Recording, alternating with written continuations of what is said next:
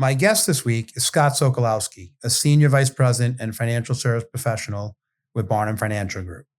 Scott is an industry-leading talent acquisition expert focused on identifying recruits and transitioning experienced financial advisors, wealth managers, and insurance agents. He joins us to talk about all that and more. I'm Paul Blanco, and this is Small Steps, Big Wins.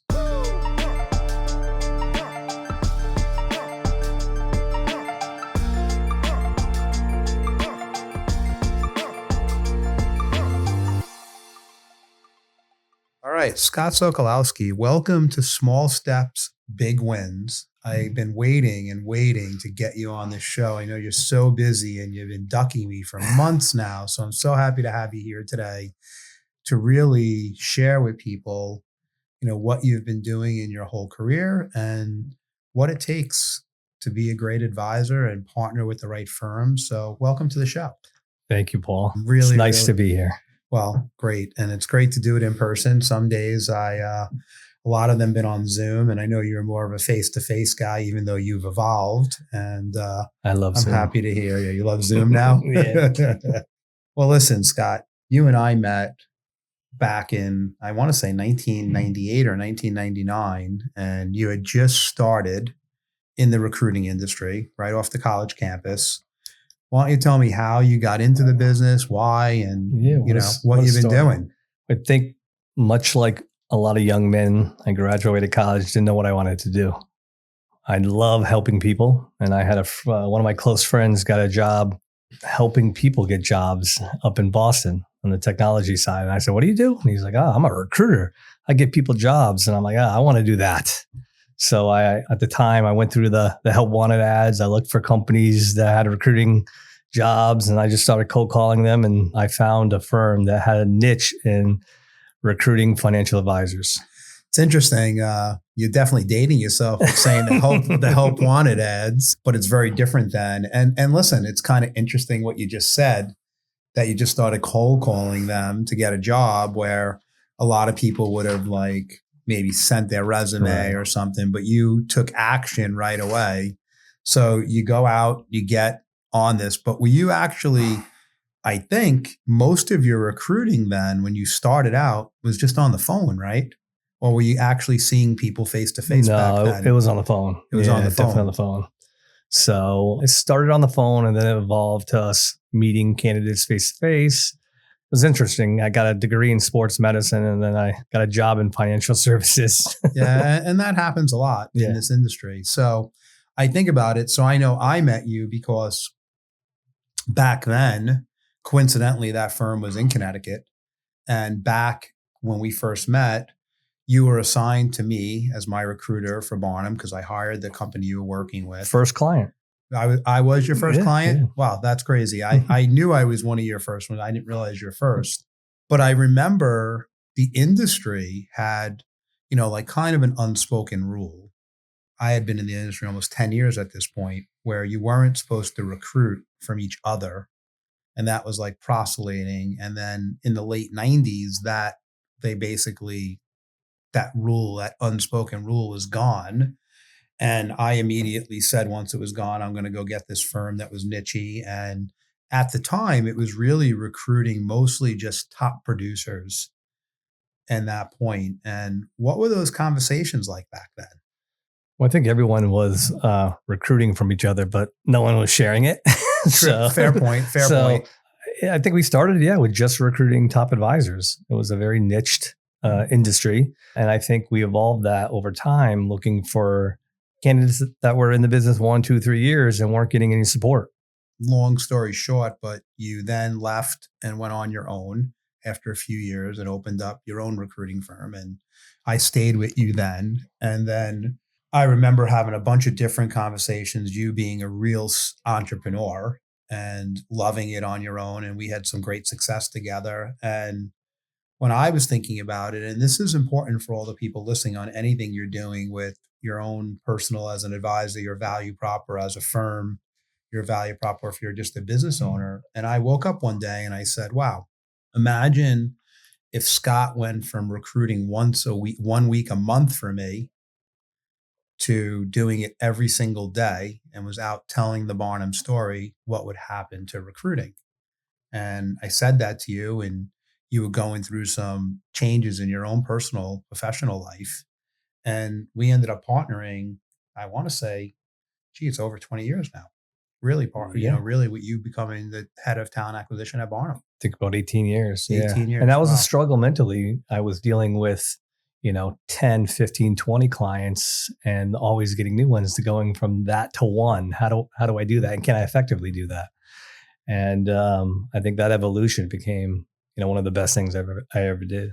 Well, thank you. I appreciate it. And I feel the same way about the move that we made together. But it's interesting as you're saying that, it had to be challenging to work with 18 different personalities and who they wanted and what they wanted, how they received the candidate, which probably was not as simple as it sounds. No, I agree with you. I think, finding and recruiting the talent is one step. you know, um, there's a many pieces to that, and it's what makes recruiting fun and difficult because you got to source them, you got to find them, you got to get them excited, you got to get them over here, and then you got to transition them over here, and that's the challenge within itself. Yeah, I get it. And let me ask like the big question. And everyone sitting here, there's a lot of advisors that listen to the show. There's a lot of leaders, CEOs of organizations that are listening. And one of the things that I think is important is to understand what advisors, and I'm sure that's evolved over the year, maybe a little bit, but not too much. But what, as you're out there today, and you're probably talking to 20, 30, 40 people a week that are in the business, what are they really looking for? And what do advisors need, you know, today compared to the future? But actually, forget about compared to the future. What do they need today? And what is important to the advisors out there? Yeah, that's a great question. And I kind of have a saying: if someone tries to tell you how they can help you grow your business without listening to you and understanding what's important to you, because it's different for everybody. The easy answer is support, resources, having a firm that actually cares about you. But it is very specific to that individual or that team of what are they looking for. In general, most advisors, especially when they're new and even when they're experienced, they want support and help on the business development side. Can you help me get in front of more qualified prospects? That's a big one, but it depends on each and every advisor and or team, and it's resources, it's culture, it's support. So um, there's a lot. And let's talk about that. Let's talk about the resource part. So I remember back when I first started as a GA having no money and looking around at, there was a couple of major firms more on the insurance BD side at that time that had some value props that were hard. These GAs have been around 30 years. They were legends in the industry. And they had some really good resources like estate planning attorneys and case design stuff. And I looked and said, holy mackerel, I can't compete with these guys. What do I do?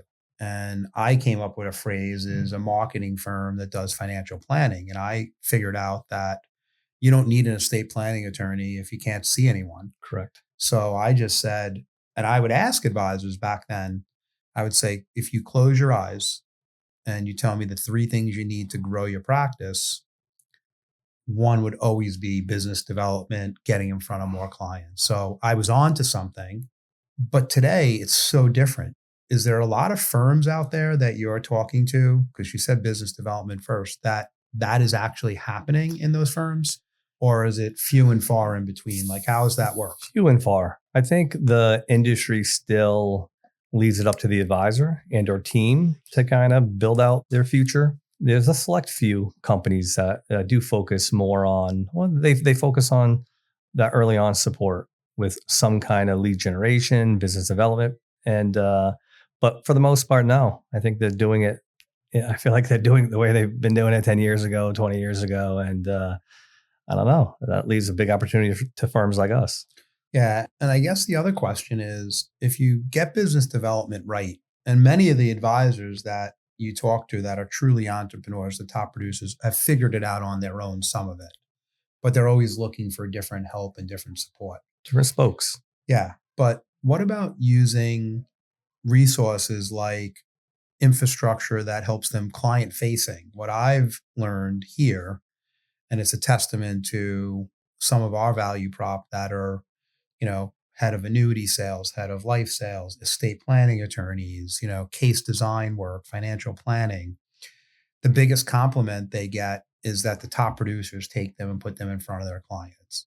Do you find that there's a lot of that going on out there, or is it still similar to the old days where that specialist at a firm is truly is an advisor that's doing joint work and taking splits on cases? Like, how does that evolve out there? Because that's another piece of the Yeah. puzzle.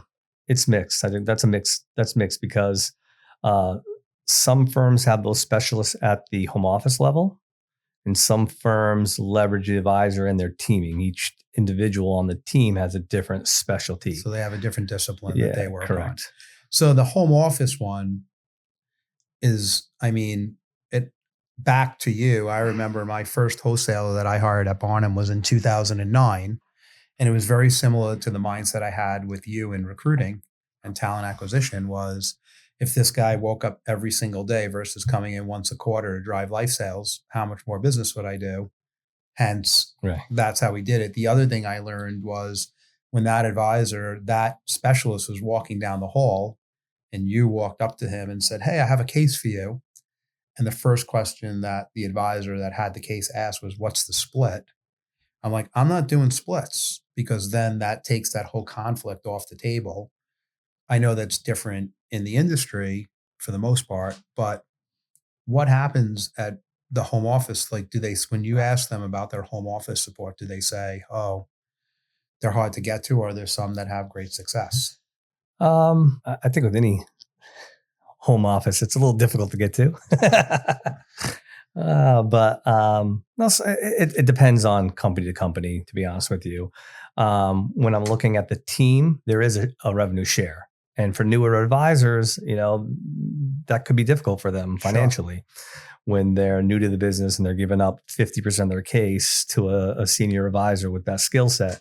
So I think, the way that we built it here is a breath of fresh air for advisors. So that aspect is another, I call it a wheel of resources to really support the advisor and or team. And it makes us different. Thank you for sharing that. And you said caring before. What does that really mean? And what are some of the things you hear? Like, I'm interested to hear what they are saying when you're meeting with them about caring or, support like that was not resource support, but more mental support. At the end of the day, I think we're in a business, and a lot of the models is that you're recruiting a lot of people. And, I like to get to know and understand. And it's important for me to learn about the candidate. So I think our model that's not pumping out the volume and we're looking for the right people allows us just take time to get to know them and care. And we do. I think you do. I do. The resources. We genuinely want success for our advisors. So we're not hiring 100 and see who make it. We're going to be very selective of who we're looking for, and we're going to give them the time and the care and the attention that they need to succeed. Which is really amazing. And we were having a sidebar conversation, you and I was saying that that's the most important thing to me is seeing people succeed and helping them grow, which is nice to hear. And if you Go do ahead. that well, they notice it, and they're going to refer their friends, their other advisors. So I think it's an important step. Can I ask a question about COVID? I mean, I say pretty much every show when I'm talking to advisors how COVID has changed the biz. There's so much bad happened in the world during COVID, but from a business perspective, a lot of good came of that. What are you seeing that there's a lot of advisors today that are way more detached from their firms where they're not like sitting in the main office anymore and they're working, say, from home and their team's remote. And the touches that they were like, as you're thinking about caring, I think about the touches they might not be getting because they're not in the office anymore. And the people that lead those firms have to be way more intentional about it. If not, like, does that change the game a little bit, or is it a non-entity? No, I definitely think more advisors are detached. They are leveraging Zoom to just be more efficient, right? They can be Yep. more efficient with their time. But I do think that presents a challenge in terms of on the leadership side, because you do have to make more of an effort to call, to set up a Zoom. So it has made the advisor's time more efficient. But at the same time, I think it's a challenge for the leaders. Yeah, and I remember, like, I didn't believe my wife on Sunday night when she told me that we're gonna have to shut down on Monday. And I remember we shut down, and for that time frame, let's just say those first 6 months that I was home, it helped me gain some new skill sets on that, being super intentional about how I did that. And now most of the advisors are back and the teams are back in the firm 100%. There's a few that are detached and probably will never come back, but the bulk of them have. I feel like that's made the organization better. And I think for anyone that's here that are leading a team or running a firm, make sure that you're being super intentional about your contact ratios with those people. So let's talk about mindset. And when you're meeting an advisor for the first time, maybe someone was setting it up for you, you're actually referred to them and you're talking to them. Do they put a guard up from a mindset standpoint? Or are they like, hey, thank God you called me. I'm ready to go? Or is it more of the advisors that things are going okay, but then when they realize they want to go from X to Y, and then you show them a path, does that get them excited? Or where are they from a Yeah. mental standpoint? The majority of people, have their guard up at first, right? It takes some time to get to know someone, to trust someone. So there's a process and a series of meetings that have to happen to gain trust. But I'd say, for the majority, people are great and they want to grow. So it's really just taking the time to understand what's important to them. And, it's at their pace too. When I call people, I tell them this is at your pace. We can build a relationship. And you know this, Paul. We've talked to people that we've recruited 10 years ago, Yeah. right? So you and I have a growth mindset and the firm does, but not everyone's there yet. So that's all right. Yeah, and I think some people, I think in any change in life, they probably have to be just open-minded to hear and then just assess what they hear. Right. In some cases, right? I mean, they maybe had that growth mindset where they are and it didn't work out. So they're a little skeptical. Yeah. Each and everyone's different, but for the most part, people, they want to grow and they're open to listening. Which is amazing, and it really works. And as I look at the industry continuing to evolve, there's a lot less players than there was 30 years ago, continuing to be a lot less players. And more companies are, there's more and more of this flight to independence. What we kind of talk about here is about supported independence. So, what do you see when you go out there and someone's totally independent? We used to say all the time, now we call it supported independence, but in the old days, we used to say being business for yourself, but not by yourself, right? Very similar. What's happening when they go from a career minded system to total independence? Are they finding that they scratch their entrepreneurial itch? But then, holy mackerel, it's not easy to just be an entrepreneur. Yeah, that's a great point. I think that, a lot of people have this vision of being independent, but it's in today's world, it's just expensive. It's expensive. It can get lonely, right? So I think, our model of supported independence can give them the best of both worlds, right? Where I tell everyone you can get as much or as little support as you want here. So once again, it's at your pace. But what I see is a lot of advisors years ago went independent, and they're making a move back to more of a supported independence model. because the industry has changed. Years ago, you went from a career, system to independent because you only sold one company's product. Fair. Now we can sell everybody. Yeah, because most firms now have a lot of firms have Yeah, open yeah, architecture now. correct. So the world has changed. So I think it's important for people to understand that. For the advisors listening, there's a really good point. There's a stat that I heard that said that most people that are totally independent, RIA/independent, they're at about a 30-40% profit after, all dollars come in. And people that are in a supported independent model are between 60 and 75%. And, the gross number matters, but at the same point, what you actually take. Correct. And if you have the right supported independence model, it's way more profitable because you don't have to do some of the things that are redundant and you have some at the higher level. And I think as an entrepreneur, you have to look at that. Yeah. So I think that's really important. Let's switch gears a little bit. What's your day to day like right now? I am trying to talk to new advisors on a weekly basis. So for me, it's just a constant. I love networking. I love meeting people. And my week to week is just really meeting new people. The industry does a good job at hiring new talent in different firms. So, I love to meet people and because you never know, you know. And now you're pretty much on hybrid, how you're meeting advisors, meaning you're doing a good amount of Zooms, but you still meet with a lot of advisors face to face too, correct? Yeah, no, definitely. I think Zoom is a little more efficient, but I would never want to take away meeting someone face to face because I think that's equally important. So I'm probably a mix. I'd say the first couple meetings maybe Zoom, but I love to meet people. So I still think that that's important. And when you talked earlier, there's a big one that you brought up was transition.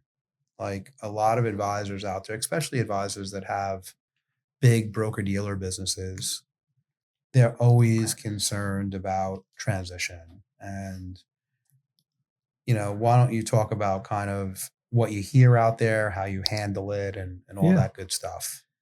a lot of people, that's one of their biggest obstacles. But at the same time, it could be a good opportunity for you to go back to each and every one of your clients and share why you're making a move. And if you do that, for most people, the clients are doing business with an advisor, no matter where they are. Right. So if you've been at a company for 5 or 10 years, I think it's a good opportunity to go back to everyone and say, hey, listen, I'm making a move to more of an independent firm to offer more product, more resources for the clients. Right. So as they see it as an obstacle, it for us and our advisors that come over, it turns into an opportunity.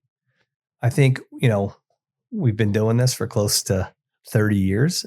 So it's not our first rodeo. So we do have a system and a process. And at the end of the day, as long as they're coachable and they're open and most advisors are, we can walk them through, our process of helping them transition their business. And we've been very successful at that. Yeah, and it's interesting. It's never 100%, but it's like 95% that come for the advisors that have built a nice brand and have done that. The other thing that's interesting when you think of transition, the first thing that pops in my mind is, do they have technology and have like a CRM system, and are they truly managing their business? And what are you seeing out there? Like, are they truly have a system to track and monitor, or many of them leave it up to chance, or vice versa? How's that working out in the marketplace? Well, I think as we evolve as a firm, you kind of coined a new phrase where it's kind of, you know, we're a technology Yeah. firm that does financial planning. I think technology is important. A lot of focus has to go on that. I feel like we're still a little antiquated in areas. Taking a step back on transition, it is still work, right? It still Yeah. is difficult for the advisor. They do have, there's a transition period depending on the size of the advisor. I typically say, it's 1 to 3 months, but if your book's over a certain amount, it could be 3, 4, 5 months. Yep. Right. So, and I think what we're doing on the technology side, I think adds a lot of value to what the advisors are doing. And I think we should continue to invest in those areas to make it easier for the advisor. But no, I think most advisors, they don't have the technology in place like we do. It's really interesting you say that. And I remember coming into the business, geez, almost 34 years ago. And I remember learning the one card system, which was paper, and then, evolving that to some sort of spreadsheet, to then SQL, and then to a Yeah. full blown. But I couldn't understand how you as an advisor had to repeat the first year every year because you didn't keep all the data in a real organized way. And then with the evolution of that today, and I mean, you think of valuations of your business, like for an advisor not to do that today, it's really hurting them from a financial aspect because their worth of that book just goes up in value if they have that. What's funny because an example of someone that I'm currently recruiting, right? We use Salesforce. They use Salesforce. So in their mind, they wanted a better CRM system. I'm like, it's just, you got to meet with Stefano. Check this out, right? Like, look at what we're doing. So, if I say, oh, yeah, we use Salesforce. Oh, we're using it too. That's terrible. Whatever they say. But I think what we've done is, put Salesforce on steroids. Yeah, well, remember when for anyone that's out there, there's a few companies that I did a lot of research on this back in the day. We're probably with Salesforce maybe 10 or 12, 13 years, something like when it first came out. And it's truly a black box and everything's a black box. And if you don't have the people that can make the black box come to life and then monitor it and Right. maintain it, I mean, just for Barnum, I can tell you we have 7 full-time people doing that all day long and growing rapidly. I think that's critical to the success because it's garbage in, garbage out. And I think a lot of people don't understand how that works. It's sometimes user error if it's not used properly. So the ending of the story was the candidate likes our Salesforce. Oh, that's good. That's good news. So That's good news. And they realize it's different, right? yeah, it's different. Well, that's really good. What if you're new in the business? Well, not even say new. If you're a veteran producer and you've hit what I like to use, I was a big strategic coach guy back in the late 90s, and he uses the phrase ceiling of complexity. And I've been using it since then. What do they do? Like, do they just get really frustrated? Do they get coaching?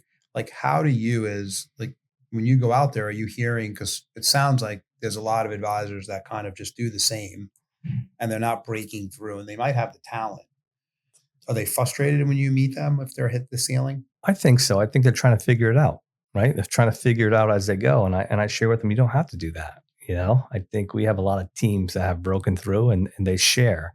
So, part of our value prop and resources is we have a whole teaming and coaching division here, right? So you don't have to figure it out. I think that that's important because the top advisors are trying to figure it out. And I think, with our coaching and our support, we can help them just get there faster. That's the whole, I think our resources are great. And at the end of the day, what would take someone maybe 10 to 12 years, they can get done in 3 to 4. Yeah. And you live a different life. Well, it's interesting as you're saying that. What I'm thinking too is besides having resources locally, it's having other advisors that are growing. Because I think when you have a culture of collaboration with other advisors that are willing to share and you're doing meetings with them and learning, I think that's a differentiator too. Yeah, And of and it course. sounds like from what I've learned working with you as I meet with recruits, as you bring me in on certain ones, many of them are lone rangers and they're not in a firm that has collaboration. And I think maybe some of the firms have lost some of that after COVID. Definitely. Definitely. And I think it's just the industry, right? I think 90 something percent of advisors fail out of the business after 4 years. So I think the mindset of a lot of the experienced advisors is, that new guy won't be here or that new woman won't be here. So I think we've always shared and I think it makes an impact. Yeah. And for the people that are on here that are advisors running teams or GAs that are listening, I think one thing that's really critical is my message from day one is that if everyone helps each other grow, we all grow. And I think that's really important because a lot of people don't like to share. I remember when one of my top leaders was meeting with about 10 firms that I had come into the firm, and we were going to share our model with them. And he's like, what should I not share? And I'm like, no, share everything, because we need the industry to grow, because competition is really good for the industry. So my last question for you, Scott, is there's a stat, and I might not be 100% correct on this, but it's somewhere around this, that only 9% of advisors in the industry are under the age of 30, which scares the hell out of me when I think about it, because I really believe that the industry won't go on if we don't bring new talent in. So when you're looking at firms that are trying to team and grow, are they struggling to find those junior advisors to be their successors and actually help them to continue to grow the business? I think the industry has to focus on that. I think, bringing in new advisors and helping them develop a business is a challenge. It's been a challenge for since I started in the business. So I think that we have to focus back on that.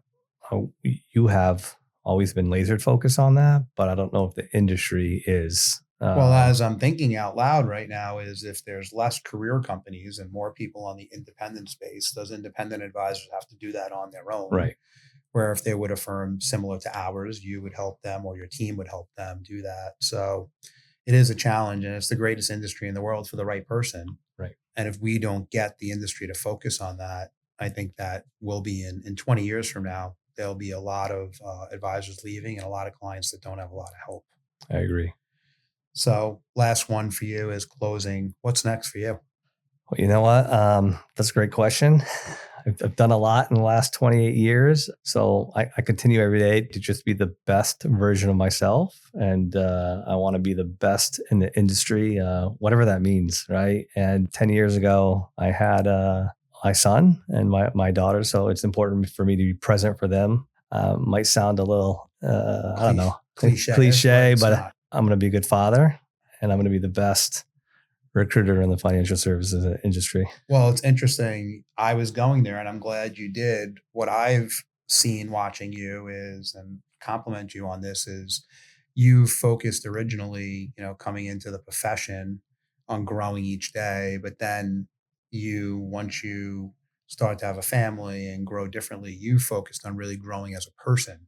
And that's where you spend your time each day, which has made you more effective as a recruiter, as a partner to people, as a listener, Yes. like you talked about. So when you think about that, it's not just being present, it's just growing each day and stacking those days on top of each other. So when I think of the show, right, small step part, you're taking those small steps every day, and then you get the big wins by compounding those. Right. So I can't, number one, thank you enough for your partnership. And also, it's a pleasure to just watch what you're doing, and the impact you're making on people's lives is tremendous, Scott. So congratulations. Thank you. On that. I thank you. I think Mindy and the team. And I was in the military for a time. I think you know that. And, they're saying what you can accomplish as a team is way more than you can by yourself. So, my success is because of our team. I have a great recruiting team, and just the whole team in general at Barnum, I think, is the best in the industry. So thank you. So listen, guys, small steps, big wins.